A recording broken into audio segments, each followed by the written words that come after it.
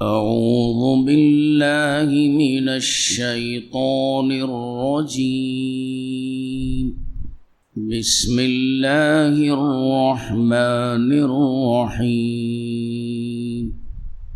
أقيموا الصلاة وآتوا الزكاة صدق اللہ العظیم.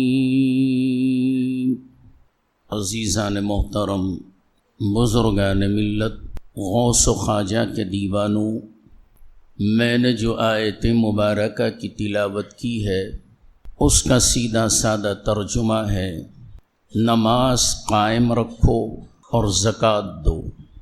اللہ تعالی نے قرآن مجید فرقان حمید میں نماز اور زکوٰۃ دونوں کا اکٹھا ذکر فرمایا. نماز روحانیت ہے اور زکوٰۃ مادیت ہے. گویا اس آیت مبارکہ میں اللہ تعالی اپنے بندوں سے فرما رہا ہے: اے میرے بندو، میری عبادت و رضا جوئی میں کسی قسم کی کوتاہی نہ کرو. تم اپنے پاؤں سے میری عبادت میں کھڑے رہو اور ہاتھوں سے میرے محتاج مفلس بندوں کو مال دو. پاؤں سے میری عبادت میں کھڑے رہو اور ہاتھوں سے میرے مسکین محتاج بندوں کو ملو. اللہ تعالی نے امیر بھی پیدا فرمائے ہیں اور غریب بھی، مگر وہ یہ نہیں چاہتا کہ غریب افراد بھوکے رہیں، روٹی کو ترستے رہیں، بلکہ اللہ تعالی یہ چاہتا ہے ہر شخص کو اتنا ضرور ملے جو اپنی زندگی آسانی کے ساتھ گزار سکے، اس کو زندگی گزارنے میں کسی قسم کی کوئی تکلیف نہ ہو. اسی لیے اللہ تعالی نے زکوٰۃ کا حکم فرمایا اور فرمایا، اور یہ تکلیف بندوں کو کیوں تھی؟ طاقتوروں اور مال دنیا کی حریصوں کی وجہ سے یہ بات بہت مشکل ہو گئی تھی کہ غریب افراد بھوکے رہیں، سیر ہو کر نہ کھائیں اور اپنی زندگی گزارنے میں انہیں دشواری ہو. اس لیے اللہ تعالی نے زکوٰۃ کا حکم فرمایا اور فرمایا سال بھر خرچ کرنے کے بعد، اپنی ضرورتوں کو پورا کرنے کے بعد جو تمہارے پاس بچ جاتا ہے اس میں سے 40واں حصہ نکال کر غریبوں اور محتاجوں کو دے دو. اور ایک تعداد بھی مقرر فرما دی. اگر کسی کے پاس 7.5 تولے سونا یا 52.5 تولے چاندی موجود ہے، اس میں سے ایک تعداد مقرر ہو گئی، اس میں سے 40واں حصہ نکال کر غریبوں کو دے دو، محتاجوں کو دے دو، مفلسوں کو دے دو. وہ تمہاری زکوٰۃ کے پیسے سے پیٹ بھر کر کھانا کھا سکیں، جسم بھر کر کپڑے پہن سکیں، اپنی ضروریات کو پوری کر سکیں. اس کو اصطلاح شریعت میں زکوٰۃ کہتے ہیں. اور زکوٰۃ جو نکالتا ہے، پانے والا اس کو پاتا ہے تو وہ اپنی مفلسی اور تنگ دستی کو تھوڑا بہت دور کر لیتا ہے. زکوٰۃ کی ایک حکمت یہ بھی ہے، جب آپ کسی کو زکوٰۃ دیں گے تو زکوٰۃ کسی ایک کو اپنی پوری زکوٰۃ دے دیں. کسی کو 10 روپے دے دیا، کسی کو 100 روپے دے دیا، کسی کو 20 روپے دے دیا، کسی کا کام مکمل نہیں ہوتا. 10 روپے آپ نے دیا، چائے پی لیا، ختم ہو گئے. 100 روپے دے دیا، چائے کے ساتھ ایک بسکٹ کھا لی، ختم ہو گیا معاملہ. اس کی غربت دور نہیں ہوئی، اس کی محتاجی دور نہیں ہوئی. زکوٰۃ نکالنے کا مقصد ایک یہ ہے، کسی ایک کو تم اپنی مال کی زکوٰۃ نکال کر اس کو مالک بنا دو. جب وہ مالک بن جائے گا، خود بھی کھائے گا، اپنے بچوں کو بھی کھلائے گا، پہنائے گا، اور کچھ اپنے پیروں پہ کھڑے ہونے کا ذریعہ بنا لے گا. چھوٹی موٹی تجارت شروع کرے گا اور اس پر محنت کرے گا اور وہ اپنے پیروں پہ کھڑا ہوگا، اس قدر اس کی مدد کرو 50 کے بجائے کسی ایک کی، کہ آئندہ سال تک وہ خود زکوٰۃ نکالنے کے قابل ہو جائے، تب جا کر آپ کی زکوٰۃ کامیاب ہوگی۔ میں یہ کہوں تو بے جا نہ ہوگا، ہمارے اس ملک میں کروڑوں ہمارے مسلمان بھائی ہیں، ان میں سے اگر 1 کروڑ بھی 1 لاکھ روپے زکوٰۃ نکال دے اور اس زکوٰۃ کو بیت المال میں اکٹھا کریں اور اس بیت المال کے ذریعے سے ایک محتاج کو بلا کر اس کو کوئی کاروبار کوئی تجارت ڈال کر دے دیں، اور 1 کروڑ مسلمانوں کی 1 لاکھ کے حساب سے کتنی تعداد ہوتی ہے، کتنی رقم جمع ہوتی ہے، اس کا اندازہ، اس کا حساب و کتاب آپ کو معلوم ہے، چونکہ ہم کو حساب و کتاب نہیں آتا۔ حدیث بیان کرتے ہیں، قرآن بیان کرتے ہیں، حساب و کتاب میں ہم لوگ فیل ہیں۔ اگر 1 کروڑ آدمی 1 لاکھ روپے جمع کر دیں تو کم سے کم ہمارے ایک محلے میں تو غربت دور ہو جائے گی، اسی پر محنت کرتے رہیں گے، قریب والا محلے کی غربت ختم ہوگی، اور اس سے فائدہ حاصل کر کے وہ بھی زکوٰۃ کے قابل بن جائیں گے۔ اس طریقے سے ساری ہماری ملت محتاجی سے دور ہو جائے گی، اور اس پر اگر ہم محنت کریں تو ہماری اپنی قوم تو کیا ہے، ہم ان بھکاریوں کو جو مسلمانوں کی دولت پر آنکھیں جمائے ہوئے ہیں ان کی بھی ہم مدد کر سکتے ہیں، ان بھکاریوں کا منہ بند کر سکتے ہیں، ان کی زبانوں کو تالا ڈال سکتے ہیں۔ تم کیا کرو گے؟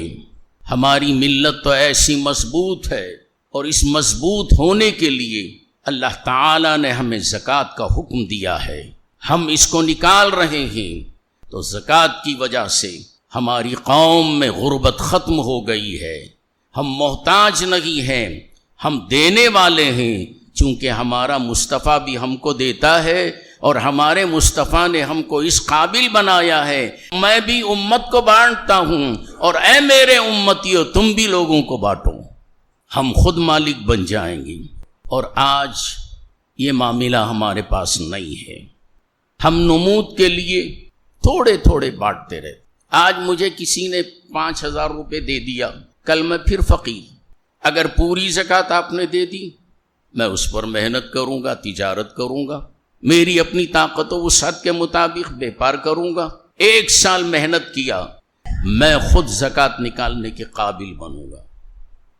اب وہ تھوڑے تھوڑے پیسے دے رہے ہیں، اور غربا دیکھ رہے ہیں، فلاں نے 100 دیے، فلاں نے 200 دیے، فلاں نے 1000 دیے، میری غربت پوری نہیں ہوئی، میری مفلسی پوری نہیں ہوئی، میں نے بچوں کی اسکول کی فیس بند دی۔ میں ان لوگوں کو بہت پسند کرتا ہوں، وہ مجھے بڑے محبوب ہیں، میں ان لوگوں کے لیے ہاتھ اٹھا کر ہمیشہ دعا کرتا ہوں جو غریب بچوں کو پڑھانے کے لیے اپنا روپیہ خرچ کرتے ہیں۔ تو غربا دیکھتے ہیں، ایک مرتبہ پیسے مل گئے، ایک وقت کا کھانا پیٹ بھر کے کھا لیا، پیٹ تو بھر گیا، بدن چھپا نہیں سکا، بچوں کی ضروریات پوری نہیں کر سکا۔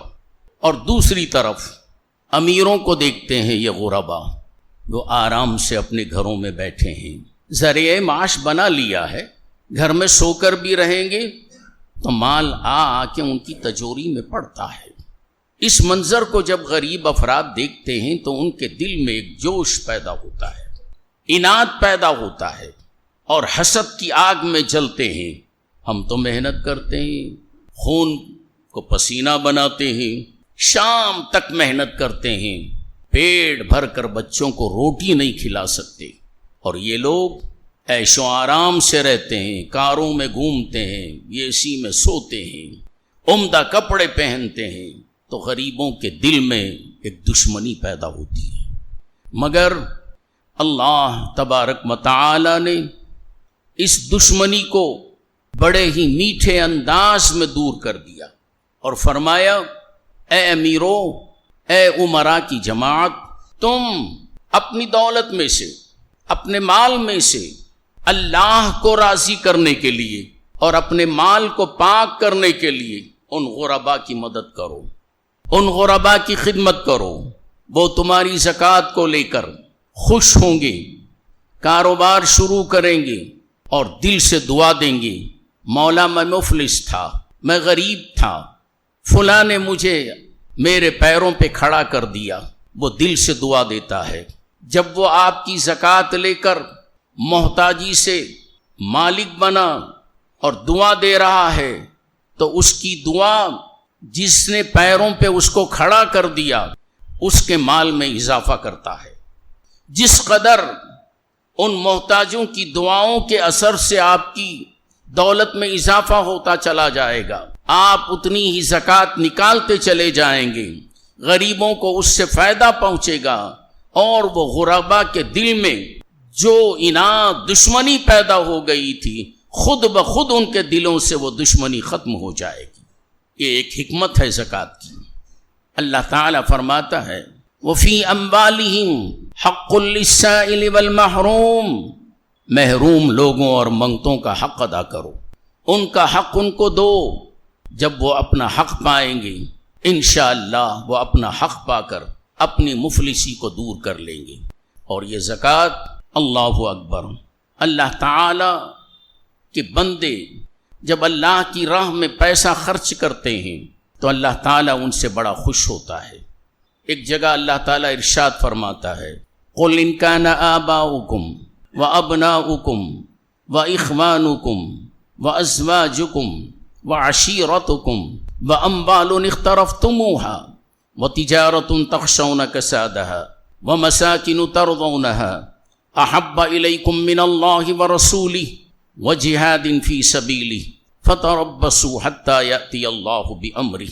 اے حبیب مکرم صلی اللہ علیہ وسلم، آپ فرما دیجئے آباؤکم و ابناؤکم، تمہارے باپ اور تمہارے بیٹے، و اخوانکم، تمہارے بھائی، و ازواجکم، اور تمہاری بیویاں، و عشیرتکم، اور تمہارا خاندان، و اموال اقترفتموہا، اور تمہارا مال، و کسادہا، وہ سودا، وہ تجارت، وہ بزنس جس سے تمہیں فائدہ ہی فائدہ حاصل ہو رہا ہے، وَمَسَاكِنُ تَرْضَوْنَهَا، اور تمہارا وہ محبوب پسندیدہ مکان، احب الیکم من اللہ ورسولہ، اللہ اور اس کے رسول سے زیادہ پیارا ہے، پسندیدہ ہے، تو خدا فرماتا ہے فَتَرَبَّصُوا، تم اپنا راستہ دیکھو، تم سے میرا کوئی سروکار نہیں، حَتَّى يَأْتِيَ اللَّهُ بِأَمْرِ، اللہ تعالیٰ اپنا حکم لائے، وَاللَّهُ لَا يَهْدِي الْقَوْمَ الْفَاسِقِينَ، اللہ تعالیٰ فاسقوں کو ہدایت نہیں دیتا۔ تو اس آیت کریمہ کے مطابق ایک ایمان والا باپ سے زیادہ، بھائیوں سے زیادہ، دولت سے زیادہ محبوب اللہ اور اس کے رسول کو رکھتا ہے، اس کے حکم پر عمل کرتا ہے، اور اپنی پسندیدہ چیز کو اللہ کی راہ میں خرچ اور قربان کرتا ہے۔ اور کوئی مسلمان ایسا نہیں جو اللہ کی راہ میں خرچ کرنے کے لیے پیچھے ہٹے اور اللہ کو محبوب نہ رکھتا ہو۔ اللہ تعالیٰ اس آیت مبارکہ میں امتحان لے رہا ہے مسلمانوں کا، اگر ان تمام لوگوں سے زیادہ میری محبت تمہارے دل میں ہے تو میرے نام پر تم اپنی دولت میں سے صدقہ دو، تصدق کرو، غریبوں اور محتاجوں کی مدد کرو، اور تم نے ایسا کیا تو تم میرے بہت پیارے محبوب بندے ہو۔ اور صحیح معنوں میں جن لوگوں نے اسلام کو سمجھ لیا وہ اللہ کے نام پر اپنے مال میں کا 2.5% یا 40% نہیں دیتے، نہیں نکالتے، بلکہ کیا کرتے ہیں، وہ سارے کا سارا نکال کر اللہ کے نام پہ دے دیتے ہیں۔ اسلام کی تاریخ پڑھو، اسلام کو دیکھو۔ حضرت امام غزالی رحمۃ اللہ تعالی علیہ فرماتے ہیں جس نے اس راز کو سمجھ لیا، انہوں نے 200 درہم میں سے 5 روپے نکال کے زکوٰۃ نہیں دی، بلکہ 200 کا 200 اللہ کے نام پر خرچ کر دیا۔ حضرت علامہ شبلی رحمۃ اللہ تعالی علیہ سے کسی نے سوال کیا، حضور 200 درہم میں سے میں کتنی زکوٰۃ نکالوں؟ حضرت علامہ شبلی رحمۃ اللہ علیہ فرماتے ہیں تیرا مذہب بیان کروں یا میرا مذہب؟ اس نے کہا حضور دونوں بیان کیجئے۔ علامہ شبلی فرماتے ہیں تیرا مذہب یہ ہے کہ 200 درہم میں سے 5 درہم اللہ کے نام پر دے دیں، اور میرا مذہب یہ ہے کہ 200 درہم میں سے 200 کے 200 پورے دے دیں۔ سوال کرنے والا پھر سوال کرتا ہے، اس کا امام کون ہے؟ تو آپ نے فرمایا اس کا امام حضرت صدیق اکبر رضی اللہ تعالی عنہ ہے۔ جب اللہ کے رسول صلی اللہ علیہ وسلم نے اعلان فرمایا خدا کی راہ میں مال کی ضرورت ہے، تو صدیق اکبر گھر گئے۔ ویسے ہر صحابی گئے، جس کے اندر جتنی طاقت تھی اتنا لے کر آئے، اور حضرت صدیق اکبر اپنے گھر کا سارا اثاثہ اکٹھا کیا، ایک گٹری باندھی۔ جب گٹری باندھی تو اپنے آپ کو دیکھا کہ بٹن بھی موجود تھے۔ انہوں نے وہ بٹن بھی نکال دیا کہ اللہ کے رسول نے مانگا ہے، یہ بٹن کیوں لگاؤں میں؟ ببول کے کاٹے بٹن کی جگہ لگا لیے، لا کر نبی کے قدموں میں ڈال دیے، اور ادھر فاروق اعظم بڑا خوش ہو رہے ہیں، آج میں میرے گھر کا آدھا مال اللہ کے رسول کے راہ میں قربان کر دوں گا، دے دوں گا۔ صدیق اکبر سے آج میں آگے بڑھ جاؤں گا سخاوت میں۔ دونوں لے کے آئے، فاروق اعظم کا بھی مال ہے، صدیق اکبر کا بھی مال ہے۔ فاروق اعظم سے پوچھا کیا لائے ہو؟ کہا کہ یا رسول اللہ میرے ماں باپ آپ پہ قربان ہو جائیں، گھر کا آدھا اثاثہ میں آپ کے قدموں میں لایا ہوں۔ پھر دریافت فرمایا اے صدیق اکبر تم کیا لائے ہو؟ فرماتے ہیں یا رسول اللہ سارے کا سارا اثاثہ لا کر میں آپ کے قدموں میں ڈال دیا ہوں۔ تو میرے آقا دریافت فرماتے ہیں ما ترکتا لنفسک وعیالک، تیرے لیے تیرے گھر والوں کے لیے گھر میں کیا چھوڑ کر آیا؟ جواب دیتے ہیں اللہ اور اس کے رسول کو چھوڑ کے آیا ہوں۔ علامہ اقبال فرماتے ہیں پروانے کو چراغ تو بلبل کو پھول بس، صدیق کے لیے ہے خدا کا رسول بس۔ یا رسول اللہ آپ موجود ہیں، مجھے کسی دولت کی کوئی ضرورت نہیں ہے، آپ کی جوتیوں پر سالی دولت کو قربان کرنا یہ میرا ایمان ہے۔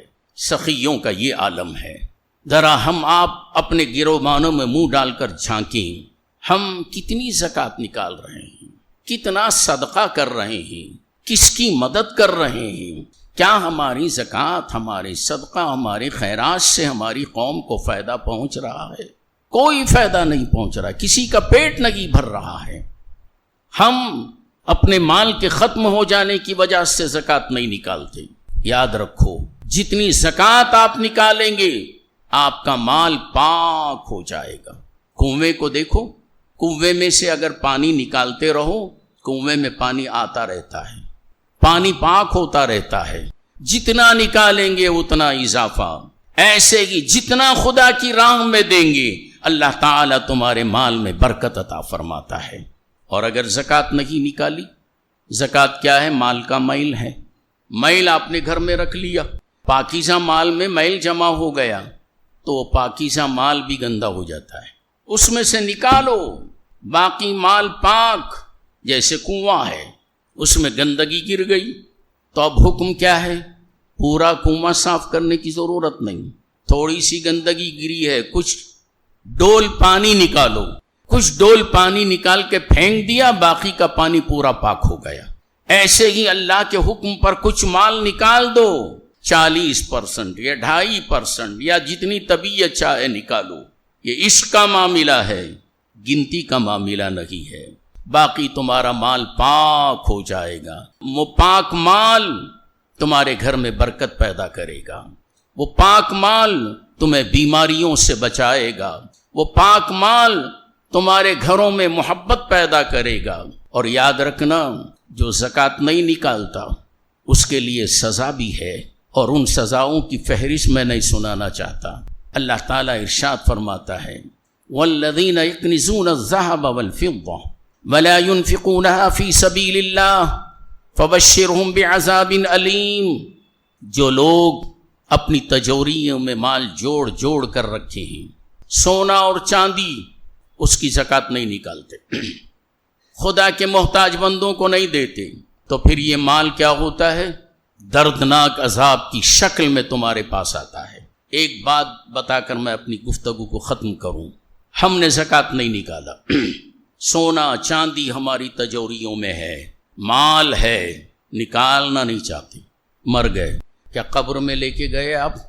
مال آیا آپ کے ساتھ، بچوں کے لیے چھوڑا، اب گھر میں جنگ، زکوٰۃ نکالیں گے تو گھر میں برکت، بغیر نکالے کے گئے، تجوریوں میں مال ہے، بڑا بھائی کہتا ہے کہ مجھے پورا چاہیے، چھوٹا کہتا ہے کہ مجھے آدھا چاہیے، کچھ آئے کہا کہ حق برابر ہو، جھگڑا چل رہا ہے، ہم مر گئے، بجائے ایصال ثواب پہنچانے کے ہمارے جنازے پہ گالیاں دی جا رہی ہیں۔ بڈھا رکھ کے گیا، بانٹ کے چلے جاتا تو بڑا اچھا تھا، آج لڑنے کی نوبت آ گئی ہے، تو گھر میں بھی جنگ اور قبر میں کیا ہوگا؟ یہی مال سام کی شکل میں آئے گا، تمہارے گلے کو لپیٹ لے گا، اور وہ سام اپنا منہ ہمارے منہ کی طرف کرے گا اور ڈستا رہے گا، سام ہمارے منہ کو ڈستا رہے گا۔ تو نے زکوٰۃ نہیں نکالا تھا نا، مجھے جمع کے رکھا تھا، مجھ سے بڑی محبت تھی تجھے، آج میں تجھ سے محبت کرنے کے لیے آیا ہوں، میں ذرا پیار کر لوں، میں ذرا محبت کر لوں، بار بار ڈستا رہتا ہے۔ اس عذاب سے بچنا ہو تو اپنے مال کی زکوٰۃ نکالو، اور یہ بھی مت سوچو کہ سال پورا نہیں ہوا ہے بعد میں نکالوں گا، موجود ہے، سال پورا ہو نہ ہو، مال کو پاک کرنا ہے، زکوٰۃ نکالو، مال پاک ہو گیا، بیماریاں ختم ہو گئیں، نحوستیں ختم ہو گئیں، اللہ کے محتاج بندوں کو مدد مل گئی۔ میں دعا کرتا ہوں کہ اللہ تعالی ہم تمام مسلمانوں کو اپنے مال میں سے زکوٰۃ نکالنے کی توفیق عطا فرمائے، غریبوں، محتاجوں، مفلسوں کی مدد کرنے کی توفیق عطا فرمائے، اور اس کا آسان طریقہ میں بتا چکا ہوں، غریب بچوں کی اسکول کی فیس بنو، غریب بچوں کو پڑھاؤ، ان کا یونیفارم دلاؤ، ان کی کتابیں دلاؤ، ان کی ضرورت کی چیزیں دلاؤ۔ یہ پیسہ اگر ایسا خرچ کریں گی تو ان بچوں کے کام آئے گا، وہ آگے تمہارے پیسوں سے پڑھ کر جب بڑا ہوگا اس کو یاد ہوگا کہ فلاں نے میری مدد کی تھی پڑھائی میں، آج میں کسی اور کی بھی مدد کروں گا۔ یہ سلسلہ چلتا رہے گا، یوں سمجھ لیجئے کہ یہ صدقہ جاری ہوگا۔ اللہ تعالی ہم سب کو سمجھ کی توفیق عطا فرمائے، اور اللہ اور اس کے رسول کی پوری فرما برداری کرنے کی توفیق عطا فرمائے۔ بارک اللہ لنا ولکم فی القرآن۔